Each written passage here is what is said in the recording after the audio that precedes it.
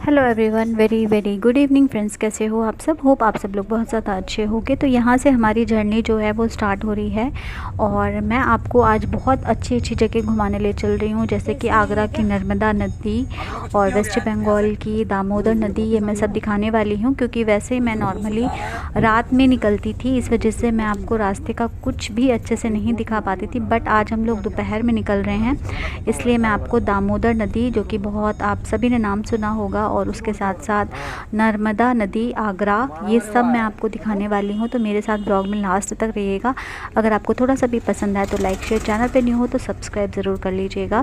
तो यहाँ से हम अभी अपने गेट से यानी कि अपने कॉम्प्लेक्स से बाहर हो चुके हैं और जैसे कि आप देख रहे हो कि लॉकडाउन का टाइम भी था, लेकिन अभी वेस्ट बंगाल में लॉकडाउन नहीं लगा है क्योंकि ये जो मैं अभी आपको ये जो वीडियो मिल रहा है ये 15 अप्रैल का है और तब उस टाइम पे यहाँ पे इलेक्शन वगैरह चल रहे थे, इस वजह से यहाँ पे लॉकडाउन नहीं था। और अभी तो यहाँ पे हो चुका है, टाइमली हो चुका है। तो यहाँ से अभी हम लोग निकल लिए हैं और ये है मतलब रास्ते का, जो कि अभी ये वेस्ट बंगाल ही है, सॉरी वेस्ट बंगाल के जो मतलब आउट एरिया होते हैं ना, वहाँ का मैं आपको दिखा रही हूँ। घर तो यहाँ पे बहुत अच्छे अच्छे लोगों ने बना रखे हैं, लेकिन उतनी बस्ती नहीं देखने को मिलती है, ना ही उतना कोई, आप देख सकते हो किस तरीके से दूर दूर, जैसे कि गांव देहातों में मतलब दूर दूर घर होते हैं ना, उस तरीके से लोगों ने बना रखे हैं। एक वो सिटी वाला माहौल नहीं है यहाँ पे, एकदम खुला खुला सा माहौल है। जैसे देख सकते हो कि जैसे गांव भी हैं यहाँ पे छोटे छोटे से, और उसके साथ साथ दूर दूर मकान है, फिर काफ़ी खुला खुला एरिया है और इस तरीके से यहाँ का पूरा ही बना हुआ है। तो यही मैं आपको दिखाने की कोशिश कर रही थी, जो कि मैं अक्सर आपको नहीं दिखा पाती। और यहाँ पे मेरे गोपाल जी हैं, तो उनका ना मैंने मतलब जो ये बास्केट थी ना उसका मैंने वो खोल दिया था और उनको मैं दिखाने की कोशिश कर रही थी कि वो आराम से लेटे हुए थे। मैंने कहा थोड़ी देर उनको भी, जब तक मैं गाड़ी में हूँ तब तक मैं उनको ये जो बास्केट उसको खोल देती हूँ, क्योंकि आपको पता है कि सफ़र में जाते हैं तो फिर बास्केट हमें बंद ही रखनी पड़ती है और नहीं तो फिर देखो उनको भी प्रॉब्लम होती है इस वजह से। तो बस वही मैंने करके रखा था। और यहाँ पे एक खिड़की ना खोल के रखी है, रीज़न ये है कि जो पीहू है उसको थोड़ा सा सफोकेशन होता है। जैसे हम पूरी खिड़कियाँ बंद कर लेते हैं ना, उसको बाहर की हवा नहीं लगती है तो उसको थोड़ा सा सफोकेशन फील होता है, इसलिए हमेशा एक खिड़की खुली रहती है और फ्रेश एयर के लिए। तो फाइनली यहाँ पे हम लोग आ गए हैं वेस्ट बंगाल की दामोदर नदी। गाइस बहुत बड़ी नदी है, बहुत बड़ी, लेकिन इस टाइम पे आपको पानी इसमें नहीं देखने को मिल रहा होगा। अदरवाइज़ ये इतनी चौड़ी नदी है, जैसे कि आप देख सकते हो कि कितना चौड़ा मतलब ब्रिज है, और क्रॉस करने में, जबकि मैंने इसको स्पीड पे लगा रखा हुआ है, उसके बाद भी इसको क्रॉस करने में टाइम लग रहा है। तो बहुत लंबी चौड़ी नदी है और हम लोग को यहीं से पानी का सप्लाई होता है। जो हम लोग को डेली यूज़ में हमें जो पानी मिलता है ना, उसका सप्लाई यहीं से होता है। दामोदर नदी का ही पानी हम लोग को इस्तेमाल करने के लिए सप्लाई किया जाता है। तो ये है यहाँ की दामोदर नदी। तो आप सब भी देख लीजिए और एंजॉय करिएगा। आगे आगे मैं आपको नर्मदा नदी यानी कि आगरा भी दिखाऊंगी और बहुत कुछ है, तो प्लीज़ मेरे साथ लास्ट तक बने रहिएगा।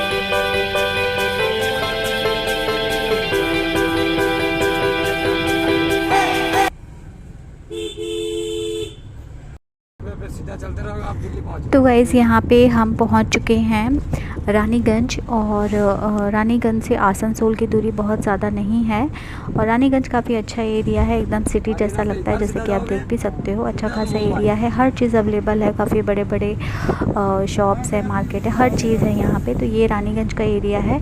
तो ये हमारे मतलब जहाँ पे मैं रहती हूँ वहाँ से करीब यहाँ पे आने के लिए आप 25 मिनट्स टू 30 मिनट लग जाते हैं ईज़िली यहाँ पे आने के लिए।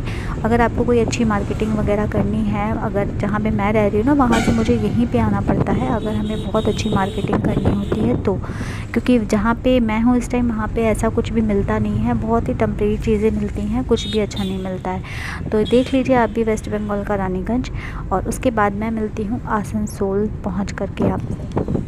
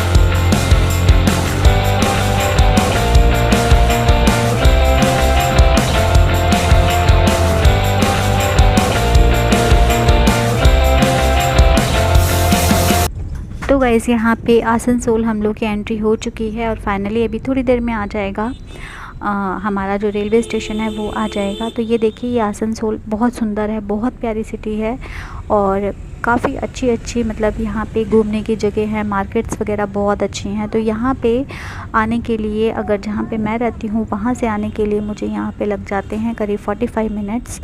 तो आ चुके हैं हम लोग, और अगर अपनी गाड़ी से आते हैं तो और ज़्यादा थोड़ा कम टाइम लगता है, बट अगर बस वगैरह से आप आते हो तो आपको पता है कि बस के हाल होते हैं कि रुक रुक के आते हैं। तो यहाँ पे हम आ चुके हैं आसनसोल का रेलवे स्टेशन। बहुत प्यारा रेलवे स्टेशन है, बहुत ही अच्छी तरीके से एक एक मतलब इतनी अच्छी कारीगरी करी गई है ना, यहाँ पे जो बीच में पार्क बनाए गए हैं, बिलीव मी बहुत सुंदर तरीके से बनाया है। इसके पहले मैं आपके साथ में ये रेलवे स्टेशन शेयर कर चुकी हूँ, जैसे कि मैंने पहले भी अपनी जर्नी शेयर करी ना, उस पर मैंने शेयर किया था, उस टाइम नाइट का टाइम था। तो ये देखिए यहाँ पे हमारा झंडा भी फहर रहा है, और फाइनली हम बैठ चुके थे अपनी ट्रेन में।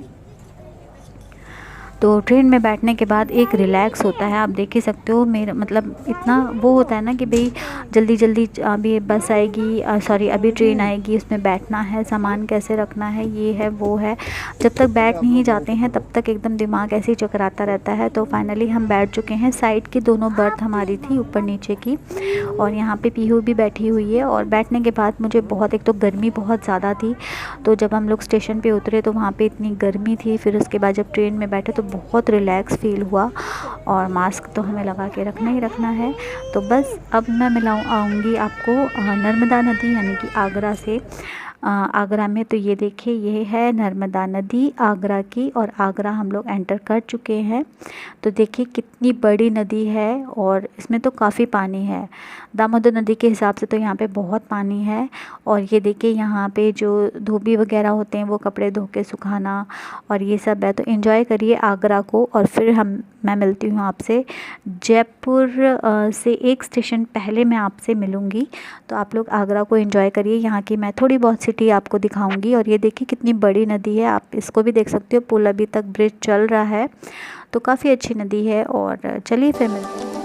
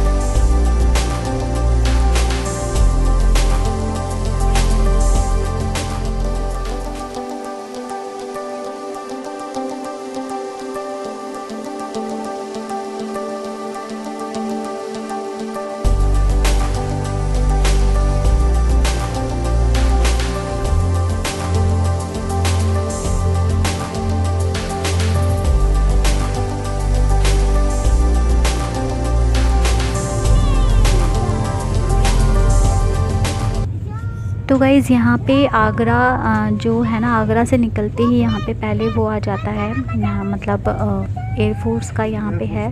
तो यहाँ पे एक जेट जो एयरप्लेन होता है, सॉरी एयरफोर्स का जो फाइटर प्लेन होता है ना, वो यहाँ पे ऊपर जा रहा था। कई सारे मिले थे हमें, 2 हमने देख लिए थे, तो वही मैं आपको दिखाने की कोशिश कर रही थी, बट अच्छे से क्लियरली दिखा नहीं वो, क्योंकि बहुत दूरी पे था, बहुत डिस्टेंस था हमसे, तो वो उतने अच्छे से दिखा नहीं। और उसके बाद ये हम एंटर हो चुके हैं अपने जयपुर से जस्ट एक स्टेशन पहले, और ये इसके बाद हमारा सीधे जयपुर ही आएगा। तो गाइस पहुंच गई हूँ मैं जयपुर, और जयपुर में मैंने कोई खास ब्लॉगिंग करी नहीं है, क्योंकि आपको रीज़न पता है कि जब हम कहीं बाहर जा नहीं सकते, मेरे जाते ही यानी कि हम लोग 15 को गए थे ना, निकले थे, और 16 को हम पहुँचे थे, तो 16 को वहाँ पे लॉकडाउन लग गया था, यानी कि हमारा ही वेट हो रहा था। तो 16 को वहाँ पे लॉकडाउन लग गया था, और शाम को 5 बजे से दुकानें सारी बंद हो जाती हैं, और जस्ट 2 दिन के बाद तक ऐसा रहा कि भाई शाम को 5 बजे बंद होंगी। उसके बाद सीधे सीधे सैटरडे संडे का पूरा लॉकडाउन लग गया, और उसके बाद पूरे ही तरीके से लॉकडाउन लग गया। तो यानी कि मैं कोई भी व्लॉगिंग नहीं कर पाई हूँ, बस थोड़ी मोड़ी मैंने करी है, अपने जो फैमिली के साथ में मैंने थोड़ी सी मस्ती करी थी वो मैंने करी है, उसके अलावा मैंने कुछ नहीं किया है। तो वो व्लॉग्स आपको आगे देखने को मिलेंगे। और अगर आपको ये वाला व्लॉग पसंद आया हो मेरी जर्नी का, तो अगर आपको थोड़ा सा भी अच्छा लगा हो तो प्लीज़ चैनल को सब्सक्राइब कर लीजिएगा, लाइक करना, शेयर करना, और ज़्यादा से ज़्यादा हो सके तो अपना सपोर्ट बना के रखिएगा फ्रेंड्स। प्लीज़ मुझे आपके सपोर्ट की, प्यार की बहुत ज़्यादा ज़रूरत है। तो चलिए फिर मिलते हैं ऐसे ही किसी इंटरेस्टिंग नेक्स्ट व्लॉग के साथ में। तब तक के लिए thank you so much for watching. Bye bye, take care, अपना ढेर सारा ध्यान रखिए। आपके आसपास जितने लोग हैं आपके परिवार के